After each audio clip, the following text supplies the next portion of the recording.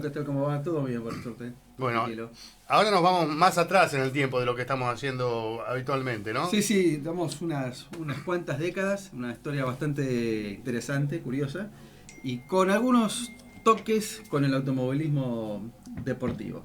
¿Qué es Autoar? Bueno, Autoar es una sigla de lo que podemos considerar que fue la primera radicación extranjera en nuestro país. Es decir, una empresa que viene de otro país, en este caso viene de Italia, pero que acá adquiere un nombre argentino, es un emprendimiento que suena más nacional, por eso se crea Automotores Argentinos. Hmm. Para entenderlo tenemos que hablar de dos cosas que se daban en simultáneo, por un lado en Italia y por otro lado en Argentina. Ha creado un personaje muy importante en la historia de la industria y en el automovilismo más amateur, que fue Piero Duccio. Duccio fue quien creó la empresa Sisitalia, que por ahí es una marca muy emblemática.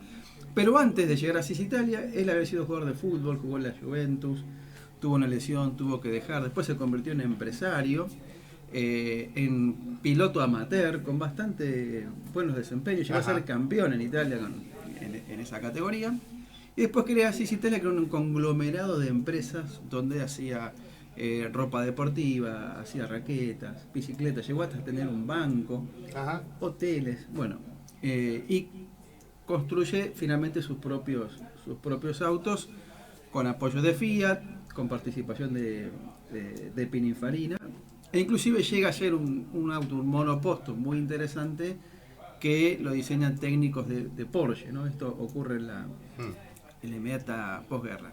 Bueno, ¿qué pasaba acá en Argentina? Acá en Argentina, después de la Segunda Guerra Mundial, se inicia un proceso de industrialización por sustitución de importaciones, y la industria automotriz iba a tener, o se pretendía que tuviese, un rol destacado, ¿no? Se había envejecido el parque automotor, pensemos que durante la guerra no se importaron autos, y entonces Argentina, que llegó a tener uno de los parques automotores más importantes del mundo en la década del 20, había un auto cada 27 personas, pasó esa relación a 1 en 47, ¿no? Con lo cual teníamos autos más envejecidos, menos autos, había que... Pero esta fue, digamos, la puerta a otra vez la renovación del parque automotor. Claro, había que hacer eso, y la idea era hacerlo con marcas establecidas acá, ¿no? Entonces, bueno, se busca algún tipo de incentivo para que empresas extranjeras se radiquen, y bueno, la única que pica, digamos, en punta en ese momento es Duccio, fundamentalmente porque allá la estaba pasando bastante mal desde el punto de vista financiero, y dije, bueno, por ahí en Argentina puedo tener una salida, ¿no? Que me ayude a mantener lo que tengo acá, pero oxigenarme en otro país, ¿no? Y eso es un poco lo que ocurre. ¿Y por qué te decía que hay un vínculo con el automovilismo? Porque en esos tiempos Perón tenía como objetivo, además de desarrollar la industria automotriz, crear un equipo de competición nacional con pilotos argentinos, con un auto y una marca argentina.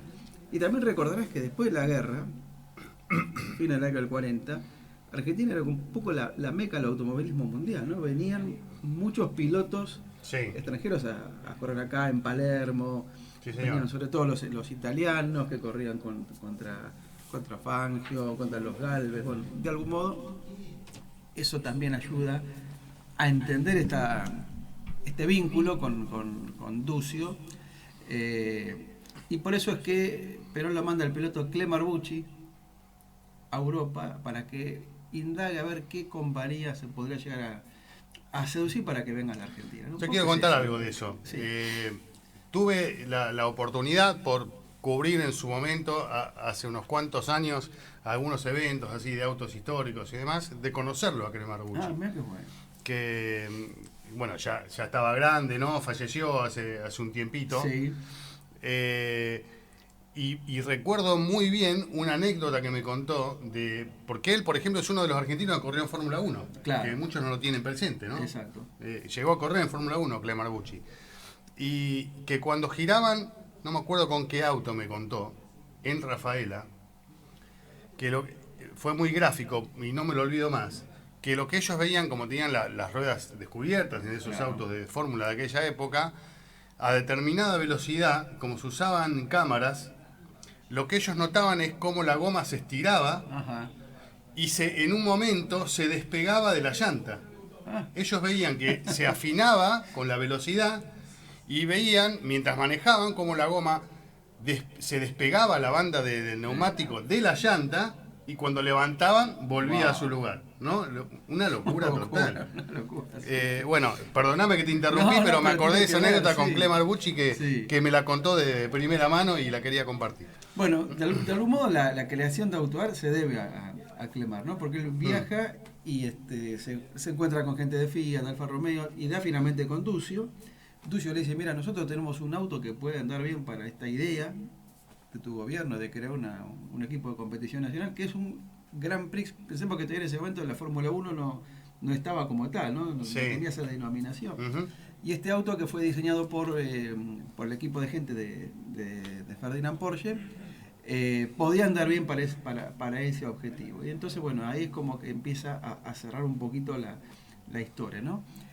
Duccio viene con un equipo de profesionales, inclusive gente que después va a tener larga trayectoria profesional en Europa, técnicos alemanes, técnicos italianos. Y entonces, en el año 49 se produce esta llegada de esta empresa que, como te dije antes, no se llama Sys Italia, que eso va a quedar por una etapa posterior, que en algún momento lo charlaremos, sino que se llamó Autobar, ¿no? Y la idea era bastante... Estos proyectos en general se presentaban de una manera bastante faraónica, ¿no? Ajá, sí, pomposa. Pomposa, claro. Acá se ve estos dibujos que están dentro de un folleto que manda a imprimir Autoar para convencer a distintos accionistas que compren acciones y de algún modo sean socios de este emprendimiento. Sí. Se hablaba, por ejemplo, que se iba a construir una fábrica en la zona sur, en Hudson, de aproximadamente que iba a tener 5.000 operarios, que iban a fabricar 50 autos por día, que se iba a hacer toda una urbanización. Sí, un proyecto enorme. Monstruoso, ¿no? Bueno, obviamente que de eso no pasó nada y se pasó al otro extremo de la provincia o del conurbano, a Tigre, en instalaciones mucho más precarias, donde ahí sí, en diciembre del año 50 comienza lo que vendría a ser la producción de la empresa Autobar, ¿no? Que tampoco duró mucho en el tiempo, ¿no? No duró mucho y tuvo, digamos, una producción bastante artesanal, digamos que de estas 50 unidades diarias que se había proyectado originalmente, pasamos a 50 por mes. O sea, claro. Una escala bastante... Claro, sí, no les dio mucho... Bastante claro, sí. Una de las curiosidades en este folleto que te decía, se anuncian cuáles van a ser los modelos, se hablan de una gama de utilitarios, una versión rural, pick-up, furgón. Se habla de un auto con motor Porsche, que iba a ser un sedán para 6 personas, con una variante cabrio. Después se habla del Sys Italia D202, que fue un auto muy interesante desde el punto de vista del diseño. Sí. Y la particularidad es que el primer auto con el que se fabrica, que es una rural, podríamos decir, si me permitís el término que se trataba, un vehículo híbrido.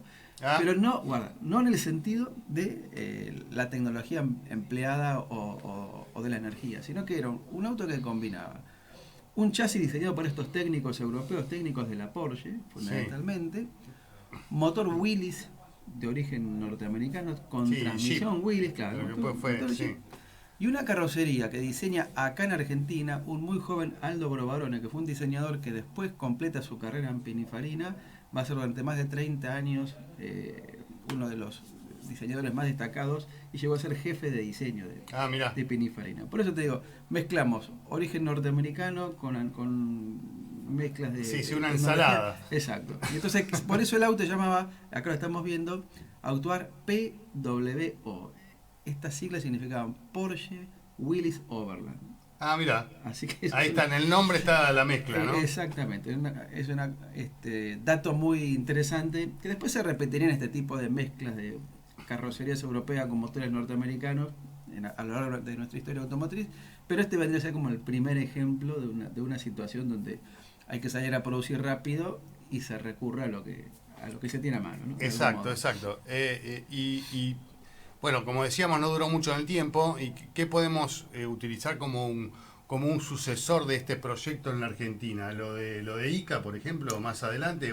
Bueno, se dan... Muy posterior. No, es contemporáneo. Digamos que Autuar abre lo que podríamos decir la llegada de las automotrices del exterior a nuestro país, ¿no? Porque poco después, en el 51, viene Mercedes-Benz, que también se constituye como una filial, y después viene Kaiser en el 55, o sea que claro, estaban ahí. Da el puntapié inicial de algún modo a todo esto que se da en los 50, primera mitad, y que después a fines de los 50 y 60 vamos a tener, o sea, el aluvión de marcas durante el gobierno de Frondizi, ¿no? Pero eso es lo que podemos destacar de Autuar, es como que da el primer paso hacia la llegada de empresas de afuera a producir localmente. Se vendieron muy poquitos. Muy poquitos. Calculá que de este vehículo que te mostraba recién, con sus variantes pick-up y furgón, no se llegaron a 1000 unidades en 8 años, ¿no? Entre el 50 y el 58. Sí. Que ¿Hay alguno de estos? Hay algunos, hay poquitos. De hecho, un conocido mío llegó a comprar uno y con la idea de, bueno, en auto restaurarlo, pero hay algunos sitios sobre Autuar en las redes sociales, pero que bueno, que por lo menos te muestran que alguna producción hubo, ¿no? Porque si se vendieron algunos ejemplares es porque hubo algo. Es porque hubo algo, ¿no? Y quedó. Después Autuar va a tener un intento, que esto lo trataremos más adelante. ¿Recordarás el NSU Prince, por ejemplo? Sí. Bueno, Autuar lo llega a fabricar bajo licencia. Y después Duccio en otro momento se va a dedicar a producir los Easy Italia. Pero bueno, son otras historias que desarrollaremos con tiempo. En otro momento, en otra oportunidad. Exacto. Y si quieren saber más de todas estas cosas, ¿qué tienen que hacer? Los invitamos a que visiten autohistoria.com.ar. Gustavo, mil gracias, como siempre. Un lujo. Nos vemos la próxima semana. Nos vemos la próxima. Gracias, bueno, mientras tanto te invito, Gus, a ver lo que va a pasar este fin de semana en el Autódromo de Buenos Aires. Excelente. Pues es un día para la familia, para que puedan ir todos con un alimento no perecedero, pueden entrar. Buenísimo. Y van a ver más de 600 autos. Bueno, vemos algo de este material. Dale.